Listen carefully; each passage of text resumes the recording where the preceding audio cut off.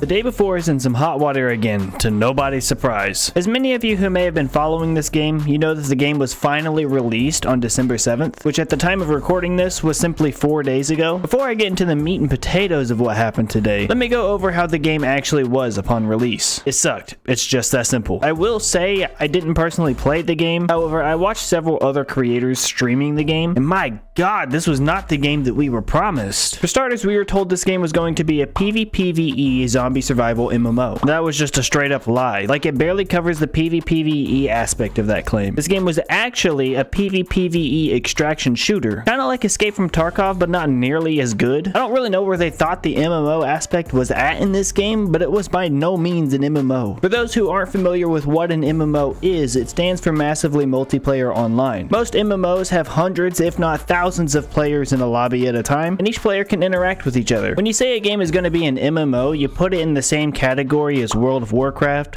New World, RuneScape, The Elder Scrolls Online, the list goes on. Somehow, Fantastic, the developers of the day before, either were just unaware as to what was considered an MMO, or it was just a false claim for the game. Moving on from the lack of it being an MMO, let's look more at what the gameplay was, because that's what we were all confused on, right? What exactly was the gameplay to this game, because we never got a clear answer. The game opens up with a character creation menu and a short little cutscene introducing you to the game. Pretty standard, nothing out of the ordinary with the opening of the game. However, that's about all this game had going for it. Once you actually got into the game and started playing, you quickly found out this game wasn't what we were told it would be. Your goal is simple: loot around the map trying to get better gear, fight other players and zombies you may come across, and get out of the area alive. It's literally just an extraction shooter. Upon the first few hours of release, players were having a very hard time joining servers due to them all being full of players, which makes you think, well, at least there's a lot of combat, right? No, not at all. In about 20 to 30 minutes, you were lucky to find one player. One! Alright, well, it is a PvPvE game, so maybe there's a lot of zombies to fight in replacement of the lack of players, right? Again, no. In the same 20 to 30 minutes, you'd be lucky to find a single zombie. This isn't even because you're busy looting during that time. If you're actively looking for either a player or a zombie, it would take a good 20 minutes at least. Now, I wanted to give them some time to make this stuff better, right? I was still a little interested in this game, however, in its current state, there was no way I was paying 40 bucks for this. So I thought maybe this was some kind of issue with the lack of players and zombies, and over the course of a few days, it'd make it to where you'd encounter players and zombies more often. However, today, which again at the time of recording this is 4 days after the release of the game, we got an official statement from Fantastic regarding the day before. In their statement, they said, "Today we announced the closure of Fantastic Studio. Unfortunately, the day before has failed financially, and we lack the funds to continue. All income received is being used to pay off debts to our partners. We invested all our efforts, resources, and man-hours into the development